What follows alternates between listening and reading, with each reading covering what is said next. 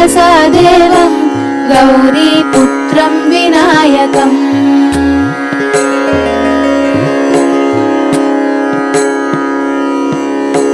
प्रणम्य शिरसा देवं गौरीपुत्रं विनायकं भक्तावासं स्मरे नित्यम् आयुः कामार्थसिद्धये प्रथमं वक्रतुण्डं च एकदन्तं द्वितीयकं तृतीयं कृष्णपिङ्गाक्षं गजवक्त्रं चतुर्थकं लम्बोदरं पञ्चमं च षष्ठं